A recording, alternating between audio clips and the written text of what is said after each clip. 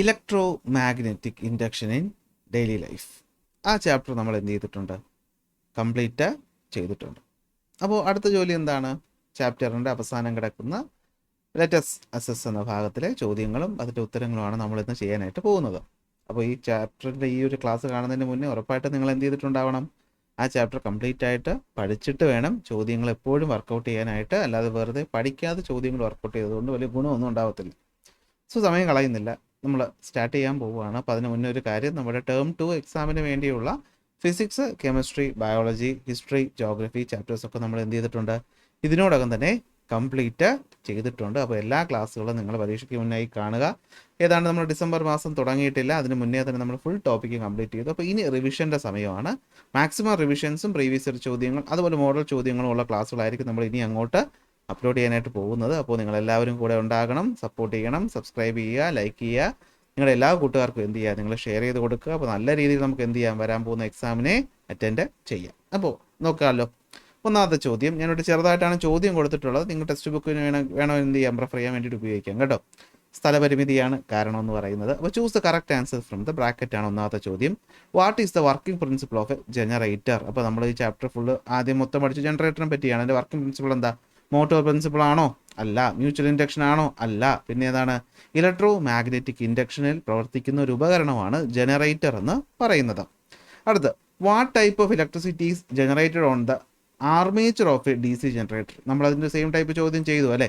ഇനി A C ആയിക്കോട്ടെ, D C ആയിക്കോട്ടെ, ഏത് ജനറേറ്റർ ആയിക്കോട്ടെ, അതിനെ ഇല്ലേ കൺവേർട്ട് ചെയ്യുന്നത് ആ റിങ്ങുകളാണ്. ഈ ആർമേച്ചർ എന്ന് പറയുന്ന ഈ ഒരു സാധനത്തിനകത്ത് എപ്പോഴും ഉണ്ടാകുന്ന എന്ത് തന്നെയാണ്? എ സി കറണ്ട് തന്നെ ആണ്. ഏത് തന്നെയാണ്? എ സി കറണ്ട് തന്നെയാണ്. ഔട്ട്പുട്ടിലേ മാറ്റം വരത്തുള്ളൂ. സോ എ സി എന്നുള്ളതാണ് കറക്റ്റ് ആൻസർ. ഡി സി ഒരിക്കലും ആവത്തില്ല. Current is constant at constant voltage. None of these ഒന്നും അല്ല. ഡി സി അല്ല, എ സി ആണ് ഉൽപ്പാദിപ്പിക്കുന്നത്. അപ്പോൾ അതിനെ എ സി ജനറേറ്ററിൽ സ്ലിപ്പ് റിങ്ങും ഡി സി ജനറേറ്ററിൽ സ്പ്ലിറ്റ് റിങ്ങും ഉള്ളത് കൊണ്ടാണ് എ സി ഡി സി ആയിട്ട് മാറുന്നത്. എ സി എന്ന് വെച്ചാൽ ആൾട്ടർനേറ്റിംഗ് കറണ്ട്, ഡി സി എന്ന് വെച്ചാൽ direct current. At what voltage is electricity generated in power stations in India? Power സ്റ്റേഷനിൽ 11 കിലോ വോൾട്ടിലാണ് എന്ത് ചെയ്യുന്നത്? ജനറേറ്റ് ചെയ്യുന്നത്. വോൾട്ട് അല്ല, കിലോ വോൾട്ടാണ്. 110-ലോട്ടും 230-ലോട്ടും ഒന്നുമില്ല മാറ്റുന്നത്. അതൊക്കെ നമ്മൾ ഡിസ്ട്രിബ്യൂഷൻ സമയത്ത് മാറ്റുന്നതാണെന്നുള്ളത് ഓർത്ത് വയ്ക്കുക. What is the voltage of electricity supplied for household use in our state? നമ്മുടെ സംസ്ഥാനത്ത് 230 വോൾട്ടാണ്, കിലോ വോൾട്ട് അല്ല. വീട്ടിൽ കിട്ടുന്ന കറണ്ട് 230 വോൾട്ടാണ്, 11 കിലോ വോൾട്ട് അല്ല, 11 വോൾട്ടും അല്ല. അപ്പോൾ ഇതാണ് നമ്മുടെ കറക്റ്റ് ഉത്തരം എന്ന് പറയുന്നത്. രണ്ടാമത്തെ ചോദ്യത്തിലോട്ട് പോകാമല്ലോ. ഇപ്പോൾ രണ്ടാമത്തെ ചോദ്യത്തിൽ എന്താണ് പറയുന്നത് നോക്കിക്കഴിഞ്ഞാൽ, ഒരു ഫിഗർ തന്നിട്ടുണ്ട്, ഒരു കോയിൽ കറക്കി വെച്ചിട്ടുണ്ട് അല്ലേ. ഇപ്പോൾ ഇതൊരു കണ്ടക്ടർ ഉണ്ട്. ഇവിടെ ഒരു ചുവപ്പും നീലയിലും കാണുന്ന ഈ സാധനം എന്താണ്? അത് കാന്തമാണ്. അതെന്താണ്? മാഗ്നറ്റ് ആണ്. അങ്ങനെയാണെങ്കിൽ if the magnet is rapidly moved into the coil, ഈ പറയുന്ന കോയിൽ നമ്മൾ പെട്ടെന്ന് ഈ കോയിലിനുള്ളിലോട്ട് മൂവ് ചെയ്താൽ what will you observe in the galvanometer? Galvanometer എന്ത് ചെയ്യും? ഡിഫ്ലക്റ്റ് ചെയ്യും. The galvanometer shows a momentary deflection. ഒരു ഡിഫ്ലക്ഷൻ അവിടെ കാണാനായിട്ട് സാധിക്കും. What will be the nature of the current obtained if the magnet is rapidly moved up and down inside the coil? ഇതിനെ മുകളിലോട്ടും താഴോട്ടും മുകളിലോട്ടും താഴോട്ടും move ചെയ്യുമ്പോൾ എന്ത് ടൈപ്പ് കറണ്ട് ആയിരിക്കും ഉണ്ടാവുന്നത്? നമുക്കറിയാം, അങ്ങോട്ടും ഇങ്ങോട്ടും ചേഞ്ച് ചെയ്യുന്ന കറണ്ട്, അതിനെ വിളിക്കുന്ന പേരാണ് എ സി കറണ്ട് അല്ലെങ്കിൽ alternating current. What are the ways to increase the current induced in the coil? ഈ പറയുന്ന കോയിലുണ്ടായ കറണ്ട് കൂട്ടാൻ എന്തൊക്കെ ചെയ്യണം? ഒന്ന്, സ്പീഡ് കൂട്ടാം, സ്ട്രോങ് മാഗ്നറ്റ് ഉപയോഗിക്കാം, ടേണുകളുടെ എണ്ണവും കൂട്ടാം. നമ്മൾ വ്യക്തമായിട്ട് പഠിച്ച കാര്യമാണ്. By what name is this phenomenon known as? ഇതിന് എന്താണെന്നാണ് പറഞ്ഞറിയപ്പെടുന്നത്? ചാപ്റ്ററിൻ്റെ പേര് ഇലക്ട്രോ മാഗ്നറ്റിക് ഇൻഡക്ഷൻ ആണ് ഇവിടെ നടക്കുന്നത് എന്ന് മനസ്സിലാക്കാം. ഓക്കെ അല്ലേ? അടുത്ത ചോദ്യത്തിലോട്ട് പോകാമല്ലോ. Classify the following that operate on A C and that on D C. Torch light battery ഇട്ടാണ്, അപ്പോൾ അത് ഡി സി. ഗ്രൈൻഡർ നമ്മൾ നേരെ പ്ലഗ് കൊടുക്കും, അപ്പോൾ അത് എ സി. മൈക്രോവേവ് ഓവനും 3-പിൻ പ്ലഗ് ആണ് എ സി. എമർജൻസി ലാമ്പിൽ ബാറ്ററി ഉണ്ട്, അപ്പോൾ അത് ഡി സി. കാൽക്കുലേറ്ററിലും ചെറിയ ബാറ്ററി ഉപയോഗിക്കും, അപ്പോൾ അത് ഡി സി. അപ്പോൾ അറിയാമല്ലോ, കാൽക്കുലേറ്റർ അതുപോലെ തന്നെ നമ്മുടെ മൊബൈൽ ഫോണൊക്കെ വർക്ക് ചെയ്യുന്ന എന്തിലാണ്? ഡി സിയിലാണ്.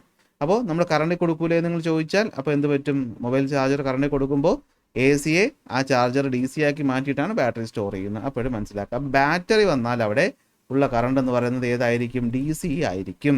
ഓക്കെ.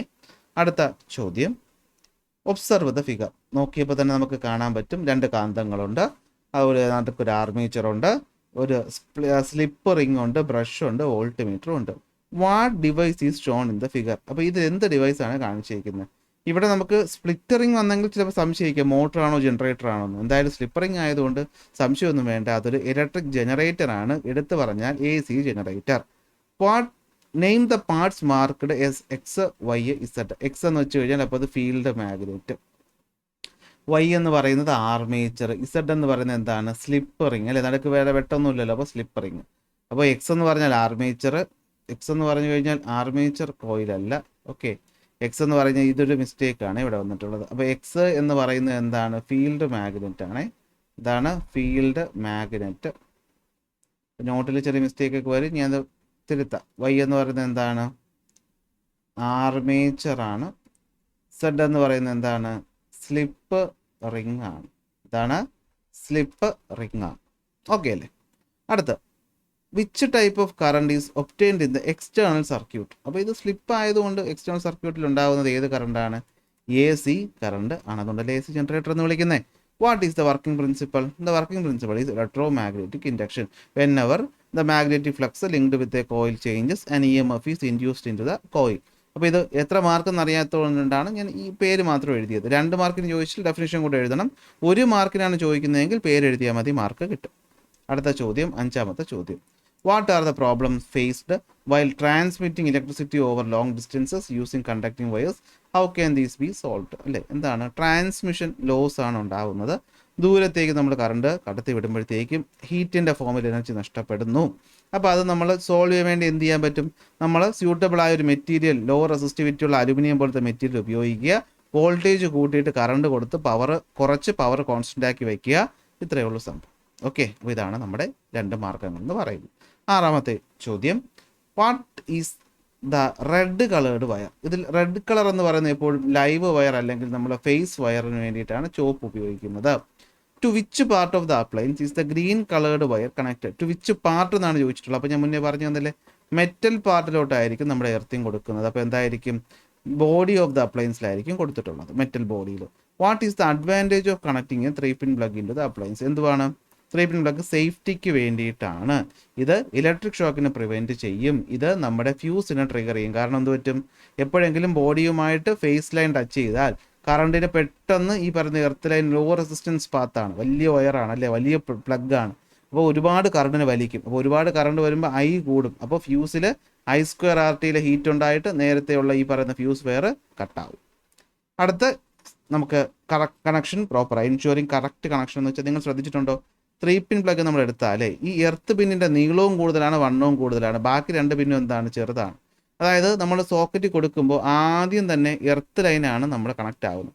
അപ്പോൾ ഉള്ള കറണ്ട് ഉണ്ടെങ്കിൽ ആദ്യം പോയി നമ്മുടെ സേഫ്റ്റി എൻഷുർ ചെയ്യാൻ വേണ്ടിയിട്ടാണ്. 7ാമത്തെ ചോദ്യം. Write down any 4 precautions to avoid electric shock. ഞാൻ എൻ്റെ ഇഷ്ടമുള്ള പോയിന്റ് എഴുതിയെന്നേ ഉള്ളൂ, നിങ്ങൾക്ക് ഇഷ്ടമുള്ള പോയിന്റ് എഴുതാം. അപ്പോൾ എന്തായിരിക്കും? ഡിവൈസിന് ടേൺ ഓഫ് ചെയ്യുക, ഓക്കെ, വെള്ളത്തിനടുത്ത് അല്ലെങ്കിൽ വെള്ളമുള്ള കൈ കൊണ്ട് തൊടാതിരിക്കുക, ഇൻസുലേഷൻ അല്ലെങ്കിൽ പ്രോപ്പർ ഗിയറുകൾ ഉപയോഗിച്ചിട്ട് വേണം വൈദ്യുതി അതുമായി ബന്ധപ്പെട്ട എന്ത് കാര്യവും ചെയ്യാൻ. ഇനി ഒരു ചെരുപ്പെങ്കിലും, റബ്ബർ ചെരുപ്പെങ്കിലും, നനവില്ലാത്ത ചെരുപ്പെങ്കിലും ഇട്ടിട്ട് വേണം വൈദ്യുതിയുള്ള എന്തെങ്കിലും സാധനം നിങ്ങൾ അറിയാത്ത പരിപാടി ഓപ്പറേറ്റ് ചെയ്യാൻ. സ്വിച്ച് ഇടാനല്ല ഉദ്ദേശിക്കുന്നത്, സ്വിച്ച് ഇടുമ്പോഴും കൈ നനയാതിരിക്കാൻ ശ്രദ്ധിക്കുക. അടുത്ത 8ാമത്തെ ചോദ്യം. A transformer has 600 turns in primary. അപ്പം നമ്പർ ഓഫ് ടേൺസ് ഇൻ പ്രൈമറിയെ നമ്മൾ NP എന്നല്ലേ വിളിക്കുന്നത്, അത് എത്രയാണ്? 600 ആണ്. അതിൻ്റെ 800 turns in secondary, number of turns in സെക്കൻഡറിയെ നമ്മൾ NS എന്നല്ലേ വിളിക്കുന്നത്, NS എത്രയാണ്? 1800. Okay, 450 volt is obtained across it secondary. അപ്പോൾ വോൾട്ടേജ് ഓഫ് സെക്കൻഡറി ആണ് തന്നിട്ടുള്ളത്, 450 ആണ്. ഇത് നോക്കി എഴുതുക എന്നുള്ളതാണ് ഈ ചോദ്യത്തിൻ്റെ ആദ്യ step. Which type of transformer is this എന്ന് ചോദിക്കുമ്പോൾ നമുക്കറിയാം ടേൺസ് എന്ന് പറയുന്നത് സെക്കൻഡറിയിലാണ് കൂടുതൽ. അപ്പോൾ ടേൺസ് സെക്കൻഡറി കൂടുതലാണെങ്കിൽ വോൾട്ടേജ് കൂടും. സോ അതെന്താണ്? അതൊരു സ്റ്റെപ്പ് അപ്പ് ട്രാൻസ്ഫോമർ ആണ്. What will be the voltage applied across the primary? Voltage in the പ്രൈമറിയാണ് കണ്ടുപിടിക്കേണ്ടത്. അപ്പോൾ നമുക്കറിയാം VS/VP is equal to NS/ എന്താണ്? NP ആണ് നമ്മുടെ ഫോർമുല. വേണ്ടത് VP ആണ്. ആദ്യം നിങ്ങൾ റെസിപ്രോക്കൽ എടുക്കുന്നതായിരിക്കും നല്ലത്. VP/VS is equal to NP/NS. എന്നിട്ട് എന്ത് ചെയ്യുക? VP എന്ന് പറഞ്ഞു കഴിഞ്ഞാൽ അപ്പോൾ എന്തായിരിക്കും? VS അങ്ങോട്ട് പോകും. അപ്പോൾ VS ഇൻറ്റു NP/NS എന്നാണ് വരുന്നത്. VS എന്ന് പറഞ്ഞാൽ എത്രയാണ്? 450 ഇൻറ്റു NP എന്ന് പറഞ്ഞാൽ എത്രയാണ്? NP 600 divided by N S എത്രയാണ് 1800.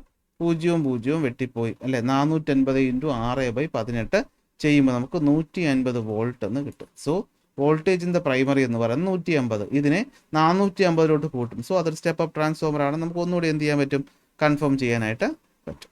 സെറ്റ് അല്ലേ. അടുത്ത ചോദ്യത്തിലോട്ട് പോകാം. 9ാമത്തെ ചോദ്യം. When 0.1 ampere current is supplied to the primary.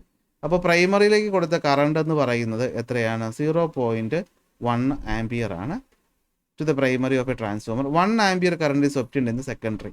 Secondary കിട്ടിയ കറണ്ട് എന്ന് പറയുന്നത് അപ്പോൾ 1 ആംപിയർ ആണ്. അപ്പോൾ കറണ്ട് എന്ത് ചെയ്തു, 0.1 ആംപിയർ ചെയ്യുന്ന 1 ആംപിയർ ആയിട്ട് കൂടി. Which type of transformer this? അപ്പോൾ അതെങ്ങനെ കണ്ടുപിടിക്കും, വോൾട്ടേജ് ഇല്ലല്ലോ. പക്ഷെ നമുക്കറിയാം വോൾട്ടേജ് കൂടുമ്പോൾ കറണ്ട് കുറയും. അപ്പോൾ ഇവിടെ എന്ത് പറ്റി, കറണ്ട് കൂടി.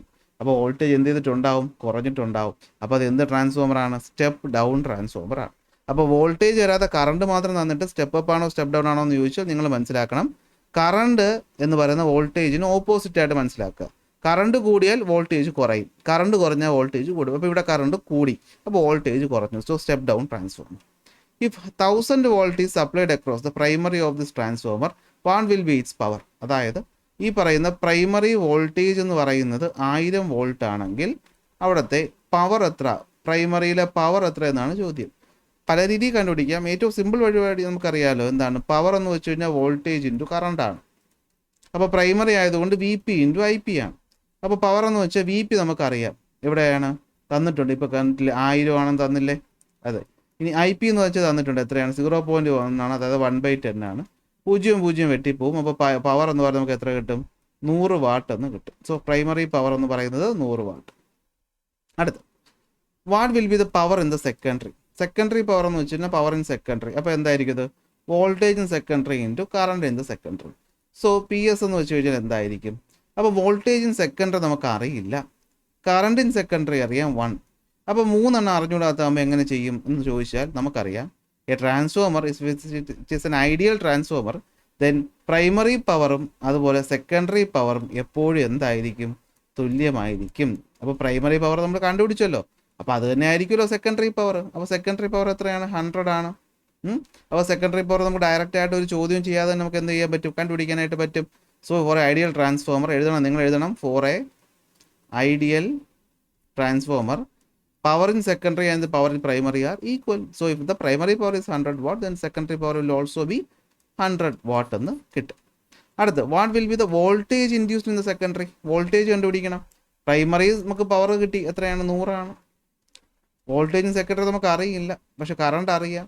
അപ്പോൾ ഇതിൽ നിന്ന് വി എസ് എന്ന് വെച്ച് കഴിഞ്ഞാൽ എന്തായിരിക്കും, 100/1 ആയിരിക്കും. അപ്പോൾ സെക്കൻഡറി വോൾട്ടേജ് എന്ന് പറയുന്നത് എത്രയായിരിക്കും, 100 വോൾട്ട് ആയിരിക്കും. സെക്കൻഡറി വോൾട്ടേജ് എന്ന് പറയുന്നത് എത്രയായിരിക്കും, 100 വോൾട്ട് ആയിരിക്കും. സോ സെക്കൻഡറി വോൾട്ടേജ് എന്ന് പറയുന്നത് എത്രയായിരിക്കും, 100 വോൾട്ട് ആയിരിക്കും. കിട്ടി. അപ്പോൾ ഇത്രയേ ഉള്ളൂ സംഭവം. നമുക്ക് കറണ്ട് തന്നിട്ടുണ്ട്, കറണ്ടിൽ മാറ്റം വരുന്ന അനുസരിച്ച് എങ്ങനെ നമ്മൾ സ്റ്റെപ്പ് അപ്പ് ആണോ സ്റ്റെപ്പ് ഡൗൺ ആണോ എന്ന് കണ്ടുപിടിക്കും. കറണ്ട് കൂടിയാൽ അതിൻ്റെ അർത്ഥം വോൾട്ടേജ് കുറയുന്നു എന്നാണ്. അപ്പോൾ പ്രൈമറി സെക്കൻഡറി നോക്കുമ്പോൾ കറണ്ട് കൂടിയാൽ വോൾട്ടേജ് കുറഞ്ഞു, അതെന്താണ്, സ്റ്റെപ്പ് ഡൗൺ. നമ്മൾ ഈ ചോദ്യത്തിലെ പോലെ. ഇനി പ്രൈമറി സെക്കൻഡറി നമ്മൾ കമ്പയർ ചെയ്തപ്പോൾ കറണ്ട് കുറയാണ് ചെയ്തെങ്കിൽ വോൾട്ടേജ് കൂടി എന്നാണ് അർത്ഥം. അങ്ങനെയാണെങ്കിൽ അതെന്തായിരിക്കും, സ്റ്റെപ്പ് അപ്പ് ട്രാൻസ്ഫോമർ ആയിരിക്കും. ഇനി ഒരു ട്രാൻസ്ഫോമർ സംബന്ധിച്ചിടത്തോളം പ്രൈമറിയിലെ പവറും സെക്കൻഡറിയിലെ പവറും എപ്പോഴും എന്തായിരിക്കും, തുല്യമായിരിക്കും. അപ്പോൾ അത് വെച്ച് നമുക്ക് കണ്ടുപിടിക്കാനായിട്ട് പറ്റും. ഇനി പവർ എന്ന് വെച്ച് കഴിഞ്ഞാൽ വോൾട്ടേജ് ഇൻറ്റു കറണ്ടാണ്. പവർ എന്ന് വെച്ച് കഴിഞ്ഞാൽ എന്താണ്, വോൾട്ടേജ് ഇൻറ്റു കറണ്ടാണ്. ഇത് വെച്ച് നമുക്ക് കണ്ടുപിടിക്കാനായിട്ട് പറ്റും. ലാസ്റ്റ് ചോദ്യം, in a household electric circuit, to which device does the line coming from the electric board reaches first? പഠിച്ചു. ഏതാണ്, നമ്മുടെ വാട്ട് അവർ മീറ്ററിലാണ് എത്തുന്നത്. What is the key feature of the main switch? എന്ത് ചെയ്യും, ഫേസും ന്യൂട്രലിനെയും ഒരേ സമയം ഡിസ്കണക്ട് ചെയ്യാൻ പറ്റുന്ന ആളാണ് മെയിൻ സ്വിച്ച് എന്ന് പറയുന്നത്. വീട്ടിലോട്ട് സപ്ലൈ കട്ടാക്കും. What is the necessary of ELCB in domestic circuit? ELCB എന്ന് വെച്ചാൽ എർത്ത് ലീക്കേജ് സർക്യൂട്ട് ബ്രേക്കർ. എന്താണ്, ഇലക്ട്രിക് ഷോക്കിൽ നിന്ന് നമ്മളെ പ്രൊട്ടക്ട് ചെയ്യുക എന്നുള്ളതാണ്. ഫയർ ഹസാർഡിൽ നിന്ന് നമ്മളെ പ്രൊട്ടക്ട് ചെയ്യും. അതുപോലെ നമ്മൾ എന്താണ്, ഫയർ പ്രിവെൻഷനൊക്കെ ചെയ്യുന്ന ഒരു സാധനമാണ് ELCB അല്ലേ. എന്താ പറ്റും, എർത്ത് ലീക്കേജ് അധികമായിട്ട് സംഭവിക്കുമ്പോൾ കറണ്ട് അധികമായിട്ട് വരും, അപ്പോൾ ഫ്യൂസ് കത്തിപ്പോവും, അങ്ങനെ പറയാം. അല്ലെങ്കിൽ ഈ പറയുന്ന എർത്ത് ലീക്കേജ് സർക്യൂട്ട് ബ്രേക്കറിനകത്ത് നമ്മൾ ELCB കൊടുത്തിട്ടുണ്ട്. ELCBയിൽ മാഗ്നറ്റിക് എഫക്റ്റും അതുപോലെ ഹീറ്റിംഗ് എഫക്റ്റ് ഒരുമിച്ച് പ്രവർത്തിച്ച് നമ്മൾ MCB പോലെ തന്നെ ഒരു പരിപാടി ഇതും ചെയ്യും. തീർന്നു. 10 ചോദ്യം നമ്മൾ വളരെ സിമ്പിളായിട്ട് പഠിച്ചു. ഇതുകൊണ്ടൊന്നും ആവുന്നില്ല. മോഡൽ ചോദ്യ പേപ്പർ അവസാനത്തെ ടേമിന് വേണ്ടിയിട്ടുള്ളത് ഇപ്പോഴേ വന്നു. നിങ്ങൾ കണ്ടിട്ടുണ്ടാവും, ഞാനും അറിഞ്ഞു. അപ്പോൾ അതിൽ നിന്ന് ഞാൻ ഉദ്ദേശിക്കുന്നത് നമ്മുടെ ടേം 2-ന് വരുന്ന ടോപ്പിക്കിൽ നിന്നുള്ള ചോദ്യങ്ങൾ മാത്രം ചൂസ് ചെയ്തിട്ട് ഞാൻ എന്ത് ചെയ്യുക, ഉടനെ തന്നെ ക്ലാസ് ആയിട്ട് ചെയ്യാം. അപ്പോൾ സപ്പോർട്ട് ചെയ്യുക, ലൈക്ക് ചെയ്യുക, ഷെയർ ചെയ്യുക. അടുത്ത ക്ലാസ്സിൽ അടുത്ത ടോപ്പിക്കായിട്ട് കാണാം.